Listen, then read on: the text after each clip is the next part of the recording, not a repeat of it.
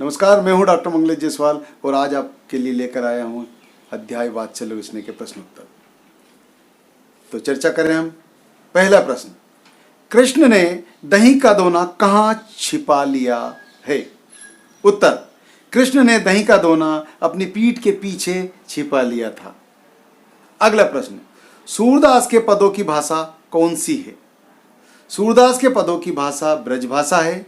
ब्रज भाषा को साहित्य को उत्कर्ष तक पहुंचाने वाली भाषा कहा गया है और उस ब्रज भाषा के में साहित्य को लिखने वाले महाकवि वात्सल्य सम्राट सूरदास जी हैं। तो आइए विद्यार्थियों, तीसरा प्रश्न, मोसो कहत मोल को लीनो, यह कथन किसने कहा है? विद्यार्थियों, इसका उत्तर है मोसो कहत मोल को लीनो। यह कथन कृष्ण का है। वे माता यशोदा से भैया बलराम की शिकायत कर रहे हैं। कहते हैं कि मुझसे ऐसा बोला जाता है कि मोल का लिया है, तुझे तो खरीदा गया है। कुल मिलाकर विद्यार्थियों, श्री कृष्ण जी बलराम की शिकायत माता से करते हैं। अगला प्रश्न, घर का पहरे वाला से कवि का क्या आशय है? घर का पहरे वाला से कवि का आशय है देश का पहरे वाला, अर्थात देश का सिपाही। अगला प्रश्न, बहन को ममता की गोद क्यों कहा गया है? उत्तर, बहन के हृदय में ममता का भाव निरंतर पलता बढ़ता है, इसलिए बहन को ममता की गोद कहा गया है। अगला प्रश्न, अपने को निर्दोष सिद्ध करने के लिए कृष्ण ने माता यशोदा को क्या क्या तर्क दिए? उत्तर, कृष्ण ने चोरी का आरोप अपने मित्रों पर लगाया, छीका ऊंचा व अपने हाथ छोटे होने की बात कही, मित्रों द्वारा चोरी की दृष्टि से मेरे मुख पर दही लगाने की बात कही। कुल मिलाकर कृष्ण माता यशोदा से अपने झूठ को छुपा रहे थे और हाथ में पकड़ा दही का दोना उनके सामने ही पीठ के पीछे ले जा रहे थे और उनसे इस तरह की बातें कह रहे थे। अगला प्रश्न, मुंह से मिट्टी निकालने के लिए यशोदा ने कौन सा उपाय किया? उत्तर, मुंह से मिट्टी निकालने के लिए माता यशोदा ने कृष्ण को दौड़कर पकड़ लिया। उन्हें डराने के लिए एक हाथ में छड़ी ले ली और बोली कि मुंह से मिट्टी निकाल, और यदि निकाल देगा तो तुझे नहीं मारूंगी और नहीं निकालेगा तो इस छड़ी से तेरी पिटाई करूंगी, और मेरे लाल मुंह से मिट्टी निकाल दे, देखिए मैं छड़ी फेंक देती हूँ। इस तरह से माँ ने उनके मुंह को खुलवाने का प्रयास किया। अगला प्रश्न, बहन को भाई का ध्रुव तारा क्यों कहा गया है? उत्तर, ध्रुव तारा सबसे महत्वपूर्ण एवं चमकीला तारा होता है जो कि आकाश में उत्तर दिशा में सदा चमकता रहता है। लोग उसे टकटकी लगाए देखते रहते हैं। भाई भी बहन की ओर टकटकी लगाए रखकर अपनी मान रक्षा के लिए उसी की ओर निहारती है कि भाई ही ध्रुव तारा की तरह अटल है जो एक बहन की रक्षा सदा करेगा, अर्थात भाई ही बहन का एकमात्र सहारा होता है। प्रश्न, कृष्ण माता यशोदा से बलदाव की क्या क्या शिकायतें करते हैं? उत्तर, कृष्ण माता यशोदा से बलदाव की शिकायत करते हुए कहते हैं, मैया बलराम मुझे चिढ़ाते रहते हैं, मुझे नंद यशोदा का खरीदा हुआ पुत्र कहते हैं और वे बार बार मित्रों के सामने मेरे वास्तविक माता पिता का नाम पूछते हैं। बलदाव कहते हैं कि तुम तो श्याम वर्ण के हो, मैया गौरी है, बाबा नंद भी गौर वर्ण के हैं, इसलिए भी तुम उनके पुत्र नहीं हो सकते। कृष्ण को बलदाव की शिकायत माता यशोदा से करना था, अतः उन्होंने चुन चुन कर बलदाव की शिकायत की।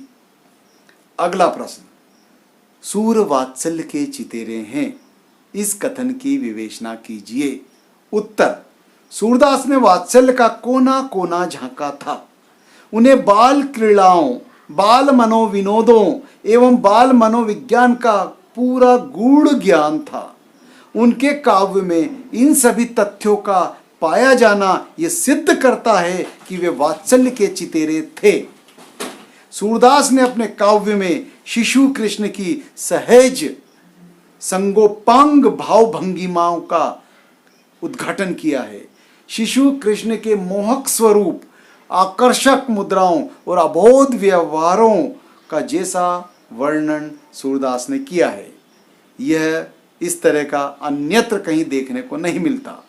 विद्यार्थियों, सूरदास ने अपने काव्य में वात्सल्य रस की अनंत, असीमित और परिशुद्ध धारा प्रवाहित कर दी, इसीलिए उनको सूर वात्सल्य के चितीरे कहा गया है। अगला प्रश्न,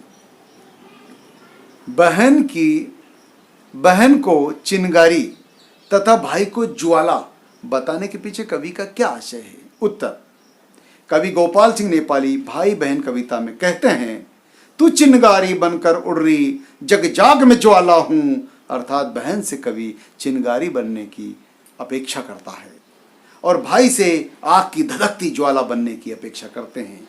चिनगारी में प्रसारक शक्ति होती है, ज्वाला में विकराल एवं विनाशक शक्ति होती है। चिनगारी ही ज्वाला में परिणीति हो सकती है। क्रांति का प्रसार बहन करेगी और उसे विनाशक का रूप भाई प्रदान करेगा। दोनों की संगठित शक्ति से देश का कल्याण संभव है। अगला प्रश्न, कवि ने भाई बहन के स्नेह को किन किन प्रतीकों के माध्यम से अभिव्यक्त किया है? उत्तर, विद्यार्थियों ध्यान देना।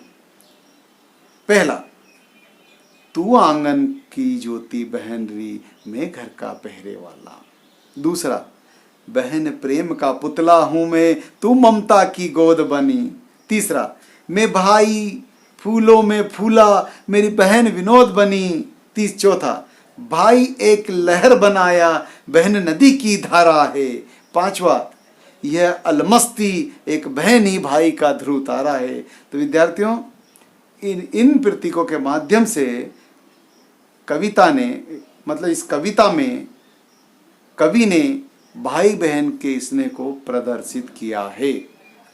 अंतिम प्रश्न, भाई बहन कविता के माध्यम से आखिरकार कवि क्या संदेश देना चाहता है? उत्तर, कवि गोपाल सिंह नेपाली ने भाई बहन नामक कविता से यह संदेश दिया है। वो कहना चाहते हैं, भाई बहन के बीच के प्रेम को राष्ट्रीय प्रेम में बदलते हुए और अभिव्यक्त करते हुए कहते हैं, देश के प्रत्येक भाई बहन को राष्ट्र रक्षा के लिए सदैव सजग रहना है और सक्रिय रहना है। बहन की बुद्धि और भाई की क्रियाशीलता यदि दोनों एक साथ मिल जाए तो राष्ट्र को किसी प्रकार का कोई खतरा नहीं होता है। इसलिए बहन को और भाई को आपस में मिलकर रहना है। बहन को आंगन की रोशनी बनना है तो भाई को प्रहरी बनना है। दोनों एकजुट होकर संपूर्ण भारतवर्ष के भाई बहन, युवा शक्ति, युवक युवती एक होकर देश की रक्षा के लिए सदैव सक्रिय रहें, सजग रहें। इस तरह की भाई बहन नामक कविता में गोपाल सिंह नेपाली द्वारा ये संदेश दिया गया है।